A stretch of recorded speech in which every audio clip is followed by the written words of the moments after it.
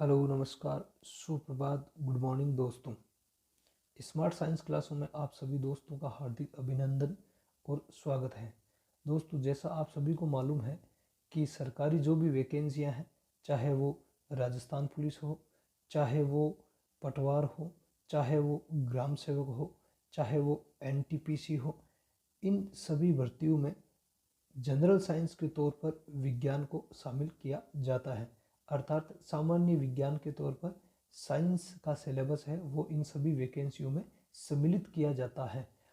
इन सभी वैकेंसियों में जो साइंस का सिलेबस है उनमें बहुत सारे ऐसे कॉमन पॉइंट होते हैं जो लगभग सभी वैकेंसियों की जो भर्तियां होती है, एग्जाम्स होते हैं, उन सब में पूछे जाते हैं।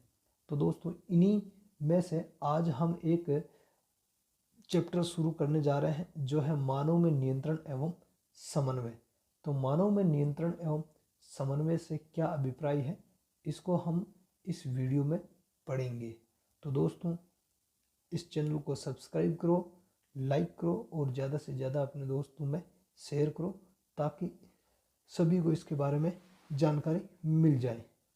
तो दोस्तों, नियंत्रण और समन्वय से अभिप्राय है कि मनुष्य एक बहुकोशिकीय प्राणी है और इसमें अत्यधिक जटिल क्रियाविधियां संपन्न होती हैं।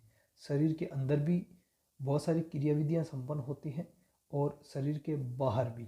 तो इन सब क्रियाओं में अर्थात मानव शरीर द्वारा किए जाने वाले जितने भी कार्य हो, चाहे वो शरीर के अंदर होने वाले हो जैसे पाचन है, श्वसन है, उत्सर्जन है इत्यादि, और शरीर के बाहर होने वाले कार्य, तो इन सभी कार्यों का नियंत्रण और समन्वय है वो किस प्रकार से हमारा शरीर स्थापित करता है, तो इसी के बारे में हम यहाँ पर पढ़ने जा रहे हैं।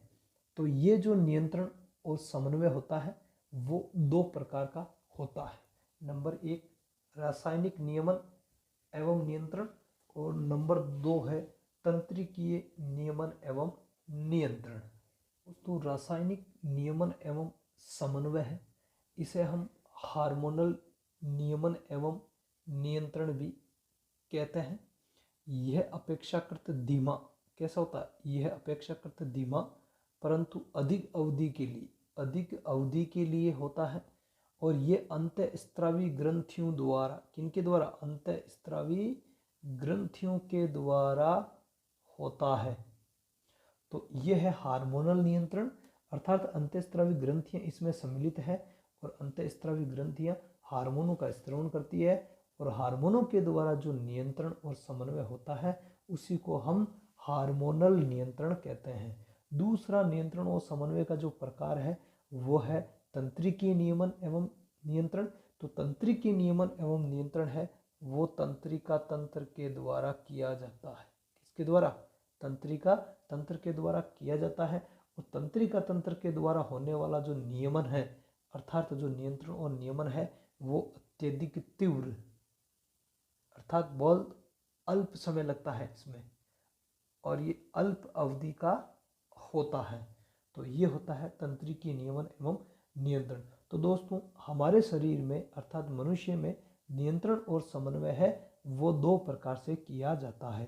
केवल तंत्रिकीय नियमन और नियंत्रण से काम नहीं चल सकता है क्योंकि हमारे शरीर की जो तंत्रिकाएं होती हैं, अर्थात तंत्रिका तंत्र की जो संरचनात्मक और क्रियात्मक इकाई तंत्रिका कोशिका है या न्यूरॉन्स जो होते हैं वो शरीर की सभी कोशिकाओं के संपर्क में नहीं रहते हैं। इसलिए तंत्रिकीय नियमन एवं नियंत्रण के अलावा हमारे शरीर में एक और अन्य प्रकार का नियंत्रण और नियमन पाया जाता है जो हार्मोन्स के द्वारा होता है, इसलिए उसको हार्मोनल या रासायनिक नियमन एवं नियंत्रण कहते हैं।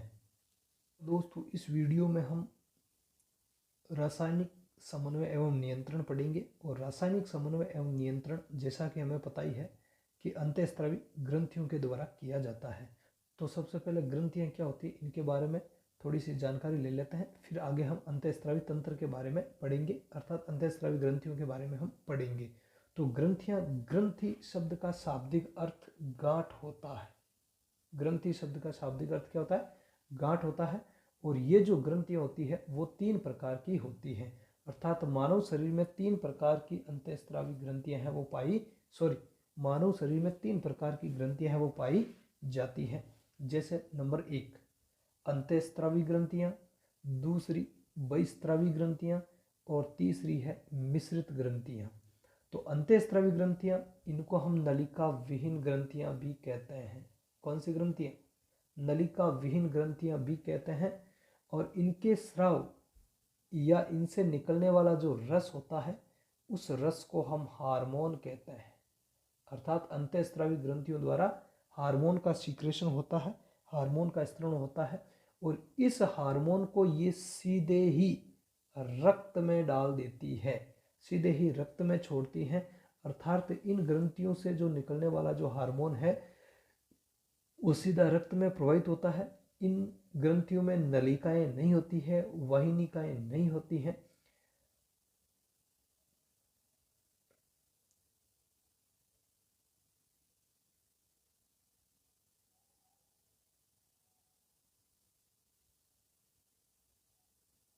इनमें नलिकाएं नहीं होती हैं, इसलिए इन ग्रंथियों को नलिका विहीन ग्रंथियां कहते हैं। जैसे कि पीयूष ग्रंथि है, थायराइड ग्रंथि है, एड्रिनल ग्रंथि है, इसके अलावा वृषण है, अंडाशय है, ये भी अंतःस्रावी ग्रंथियों की भांति कार्य करते हैं। दूसरा जो ग्रंथियों का जो प्रकार है वो है बहिस्रावी ग्रंथियां। दूसरा प्रकार है बहिस्रावी ग्रंथियां। और बहिस्रावी ग्रंथियों को हम नलिका युक्त ग्रंथियां भी कहते हैं। नलिका युक्त ग्रंथियां क्यों कहते हैं? क्योंकि ये अपने स्राव या अपने रस को नलिका की सहायता से लक्ष्य स्थल तक भेजती है और इनके स्राव या रस को हम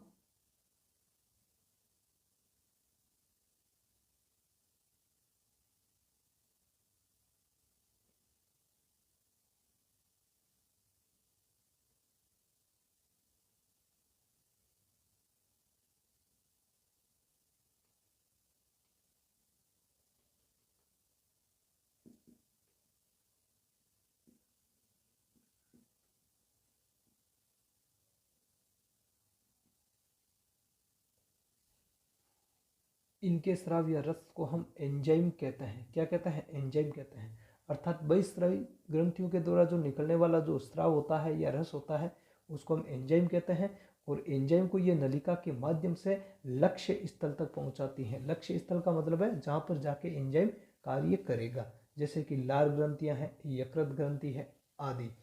तो दोस्तों, अंतःस्रावी ग्रंथियों द्वारा हार्मोन निकलते हैं और इनको ये सीधे ही रक्त में डाल देती है और रक्त इन हार्मोनों को लक्ष्य स्थल तक पहुंचाने का कार्य करता है।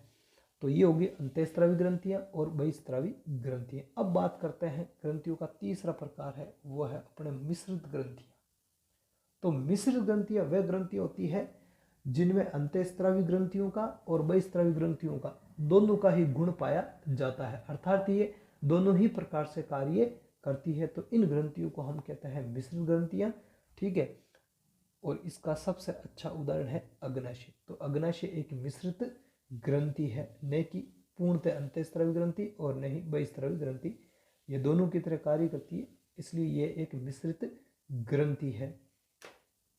तो दोस्तों, रासायनिक नियंत्रण और समन्वय अंतःस्रावी ग्रंथियों के द्वारा किया जाता है और इनके द्वारा निकलने वाले जो स्राव होते हैं उनको हम हार्मोन कहते हैं। तो हार्मोनों की अलग अलग समय पर अलग अलग वैज्ञानिकों ने परिभाषाएं दी हैं। इनमें से 2 परिभाषाओं को हम देखते हैं जो सार रूप में, निष्कर्ष रूप में वैज्ञानिकों ने प्रस्तुत की है। प्रथम जो परिभाषा लिखी हुई है वो परंपरागत परिभाषा है या प्राचीन समय में प्रयोग में ली गई है, या यूँ कह सकते हैं कि जिस टाइम हार्मोनों की खोज हुई थी तो उस संबंध में सर्वप्रथम इस प्रकार की परिभाषाएं दी गई थी। तो ये परिभाषा है, हार्मोन अंतःस्रावी ग्रंथियों द्वारा स्रावित रक्त में मुक्त किए जाने वाले रसायन है। किस प्रकार के? रक्त में मुक्त किए जाने वाले एक प्रकार के रसायन होते हैं और अंतःस्रावी ग्रंथियों द्वारा निकलते हैं जो दुरुस्त लक्ष्य अंग तक पहुंचाए जाते हैं। दूसरी परिभाषा है, इस चिरसम्मत परिभाषा को, इस चिरसम्मत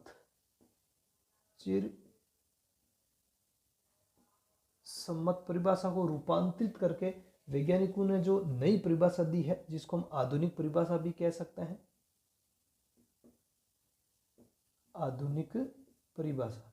तो आधुनिक परिभाषा यह है कि हार्मोन सूक्ष्म मात्रा में, किस मात्रा में, सूक्ष्म मात्रा में उत्पन्न होने वाले अपोषक, किस प्रकार के, अपोषक रसायन है। किस प्रकार के रसायन है, अपोषक रसायन है, जो अंतरकोशिकीय संदेश वाहक का कार्य करते हैं। कोशिकाओं के मध्य सूचनाओं को ले जाने का कार्य करते हैं, तो इनको हार्मोन कहा गया है।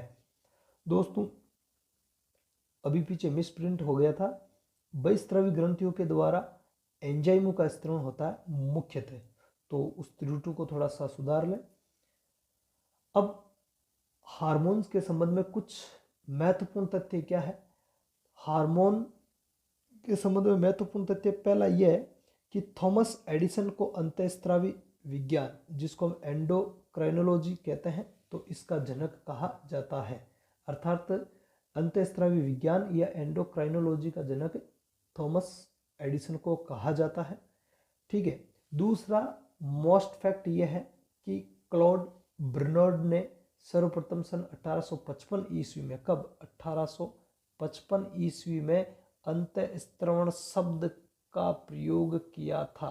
किस शब्द का, अंतःस्रवण शब्द का प्रयोग करने वाले कौन थे, क्लॉड बर्नर्ड। कब किया था, 1855 में। अब स्टिरलिंग ने सर्वप्रथम सन 1905 में, कब, स्टिरलिंग ने 1905 में हार्मोन शब्द का गठन किया था, या हार्मोन शब्द का प्रयोग है वो किया था। यहाँ पे प्रयोग किया था लिखा, किया था। तो स्टिरलिंग ने 1905 में हार्मोन शब्द का प्रयोग किया था। तो यहाँ से सवाल बनते हैं बहुत सारे, हार्मोन शब्द का प्रयोग करने वाले कौन थे, स्टिरलिंग थे। ठीक है। और अंतःस्रावी विज्ञान का जनक किसे कहा जाता है, तो अंतःस्रावी विज्ञान का जनक थॉमस एडिसन को कहा जाता है। और सर्वप्रथम अंतःस्रवण शब्द का जो प्रयोग है वो क्लॉड बर्नर्ड ने किया था। इसके अतिरिक्त बात करें तो एक चीज और नोट कर लेवे दोस्तों, ठीक है, लिख लेवे इसको, कि अंतःस्रावी तंत्र में जो ग्रंथि होती है जिनसे हार्मोनों का सिक्रेशन होता है, तो स्टिरलिंग और बेलिस ने सबसे पहले, किसने, स्टिरलिंग और बेलिस ने सबसे पहले ग्रहणी की म्यूकोसा में, किसमें, ग्रहणी, ग्रहणी आहार नाल का ही भाग है, तो ग्रहणी के म्यूकोसा, म्यूकोसा स्तर, ग्रहणी के 4 स्तर होते हैं, तो म्यूकोसा स्तर से सिक्रेटिन हार्मोन को सबसे पहले प्राप्त किया था। किस हार्मोन को सबसे पहले पृथक किया गया या प्राप्त किया गया, हार्मोन है सिक्रेटिन। किससे, ग्रहणी से किया गया था। और इसको पृथक करने वाले वैज्ञानिक कौन थे, बेलिस और स्टिरलिंग थे। आइए दोस्तों अब हार्मोन की विशेषताओं के बारे में कुछ चर्चा कर लेते हैं, जिससे हार्मोन्स के बारे में और अधिक हमें जानकारी प्राप्त होगी कि एक्चुअल में हार्मोन होते क्या है। क्योंकि शरीर के अंदर बहुत सारे ऐसे जैविक अणु होते हैं जिनकी प्रकृति लगभग सिमिलर होती है, तो उनको पहचानने में थोड़ी सी दुविधा होती है। तो इसी चीज को हम देख लेते हैं, हार्मोनों की विशेषताएं क्या क्या होती है। हार्मोन की पहली विशेषता होती है, हार्मोन अंतःस्रावी ग्रंथियों द्वारा रक्त में स्रावित किए जाते हैं। तो सबसे पहली बात तो यह है कि ये अंतःस्रावी ग्रंथियों द्वारा ही स्रावित होते हैं और किसी भी प्रकार की ग्रंथि से स्रावित नहीं होते हैं, किसी भी प्रकार के अन्य अंग से स्रावित नहीं होते हैं, और सीधा इनको रक्त में ही डाला जाता है। इसीलिए तो अंतःस्रावी ग्रंथियों को नलिका विहीन ग्रंथियां कहते हैं। हार्मोन्स की दूसरी विशेषता है कि हार्मोन जो होते हैं वो जल में विलय होते हैं। हार्मोन जल में क्या होता है, विलय होते हैं, घुलनशील होते हैं। अर्थात हार्मोन को लेकर हम यदि जल में डालेंगे तो हार्मोन जल में विलय हो जाएगा।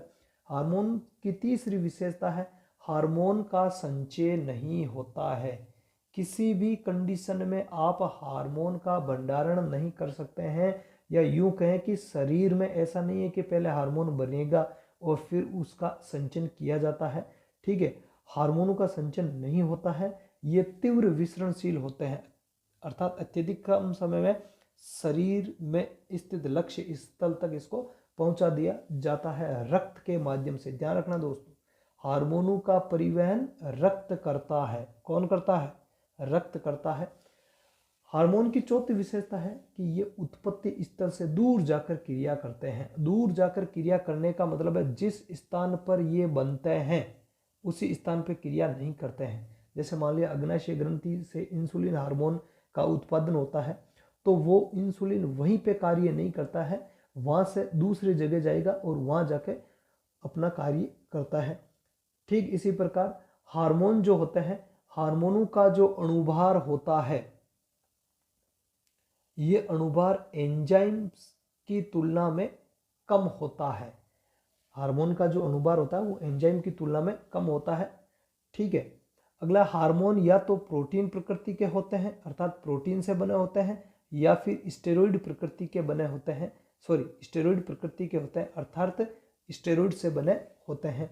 सातवीं विशेषता जो हार्मोन की है वो है हार्मोन अल्प मात्रा में। कितनी?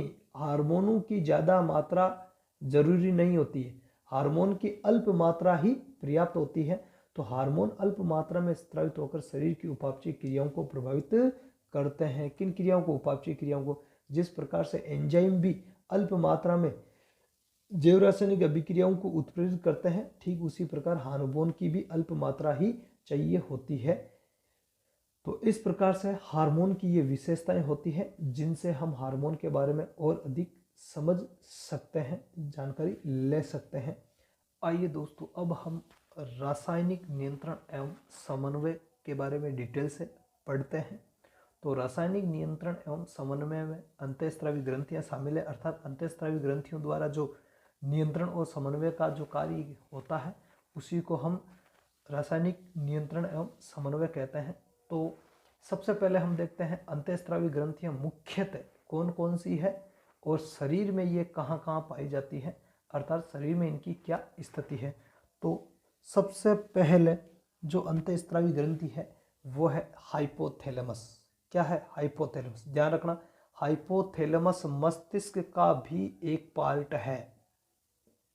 हाइपोथैलेमस मस्तिष्क का भी एक भाग है और हाइपोथैलेमस में कुछ अंतःस्रावी प्रकार की कोशिकाएं भी पाई जाती हैं, इसलिए हाइपोथैलेमस को हम ग्रंथि भी मानते हैं और ये एक मस्तिष्क का भी पार्ट है। तो ये पाई जाती है मस्तिष्क में। दूसरी जो ग्रंथि है वो है हमारे पीयूष ग्रंथि। कौन सी ग्रंथि? पीयूष ग्रंथि, या इसको हम पिट्यूटरी ग्लैंड कहते हैं।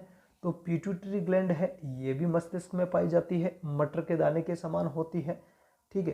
तीसरी जो ग्रंथि है वो है पीनियल ग्रंथि, और ये भी ग्रंथि है वो मस्तिष्क में पाई जाती है।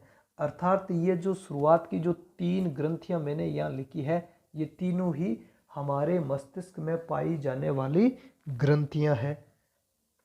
अब बात करें चौथी ग्रंथि की, तो चौथी ग्रंथि दोस्तों है थायराइड ग्रंथि। तो थायराइड ग्रंथि है वो गले में पाई जाती है, जो श्वास नली होती है इसके पृष्ठभाग में होती है। ठीक है। और पांचवी ग्रंथि है वो पैराथायराइड ग्रंथि, ये भी गले में होती है। यूं कहे तो थायराइड ग्रंथि के ऊपर ही पैराथायराइड ग्रंथि पाई जाती है। थायराइड ग्रंथि जो आकार में एच के आकार में हमें दिखती है, अंग्रेजी वर्ड की बात करें तो, और इस ग्रंथि के ऊपर दानों के रूप में मटर के दाने के समान जो है वो पैराथायराइड ग्रंथि दो जोड़ी पाई जाती है, अर्थात चार, एक पाली पे दो और दूसरी पाली पे दो और, तो कुल चार होती हैं, दो जोड़ी पैराथायराइड ग्रंथियां जो गले में पाई जाती हैं। छठी ग्रंथि है वो है थाइमस ग्रंथि। वो थाइमस ग्रंथि है वो सीने में पाई जाती है। ठीक है दोस्तों, ग्रंथियों का जो ये क्रम है मैंने लिखा है वो शरीर में ऊपर से नीचे की ओर है, तो याद रखने में भी ये आपको इजी रहेगा। सातवीं ग्रंथि है अग्नाशय ग्रंथि है, और अग्नाशय ग्रंथि है एक मिश्रित ग्रंथि है, पहले भी बता चुका हूँ। ये पाई जाती है आमाशय के पीछे। कहाँ पाई जाती है? आमाशय के पीछे। और ग्रेणी की जो दोनों भुजाएं होती है, यू आकार की ग्रेणी होती है। ग्रेणी मानव के पाचन तंत्र का पार्ट है, अर्थात आहार नाल का एक भाग है। तो ग्रेणी की जो दोनों भुजाएं होती है उन दोनों भुजाओं के बीच में पाई जाती है आमाशय के पीछे की ओर। आठवीं जो ग्रंथि है वो है अधिवृक्क ग्रंथि, जिसको हम एड्रिनल ग्रंथि भी बोलते हैं। और एड्रिनल ग्रंथि है वो हमारे जो वृक्क या जो किडनियाँ होती है, इन किडनियों की ऊपरी सतह पर, टॉप एज पर पाई जाती है। दोनों किडनियों पर, दोनों ही ऊपरी जो सतह होती है जिसको हम कॉर्टेक्स बोलते हैं, ठीक है, तो उस पर ये पाई जाती है, ठीक है, एड्रिनल कॉर्टेक्स, ठीक है। और 9वीं जो ग्रंथि है वो है वृषण। इसको हम नर जनन ग्रंथि भी कहते हैं क्योंकि ये केवल और केवल नर में ही पाई जाती है, ठीक है। और जननांग से संबंधित कार्यों का नियंत्रण इसके द्वारा किया जाता है। तो ये जो ग्रंथि है अर्थात जो वृषण है, टेस्टिस है, वो वृषण कोश में पाए जाते हैं। और वृषण कोश है वो उदर गुहा में एक थैलीनुमा संरचना में बाहर की ओर लटके रहते हैं। अब बात करें 10वीं ग्रंथि की, तो 10वीं ग्रंथि है अंडाशय। अंडाशय सिर्फ और सिर्फ मादाओं में पाई जाती है, इसलिए इसको मादा जनन ग्रंथि भी कहते हैं। क्या कहते हैं इसको? मादा जनन ग्रंथि भी कहते हैं। और ये जो लगभग कमर का क्षेत्र होता है या जिसको हम पेल्विस क्षेत्र कहते हैं, तो पेल्विस क्षेत्र में ये ग्रंथि है वो पाई जाती है। तो इस प्रकार दोस्तों ये जो मुख्य मुख्य ग्रंथियां हैं जो मैंने यहाँ लिखी है और इनकी स्थिति आपको बता दी है, ठीक है। वीडियो आपको अच्छा लगे तो इसको लाइक भी करना है और सब्सक्राइब करना है और बेल आइकन को ज़रूर दबाना है ताकि सारी नोटिफिकेशन आपको मिलती रहे। साथ ही साथ दोस्तों इस चैनल को सब्सक्राइब भी करना है। तो दोस्तों आगे के वीडियो में हम इन ग्रंथियों को लेकर चलेंगे और इनके बारे में डिटेल से पढ़ने का प्रयास करेंगे। धन्यवाद।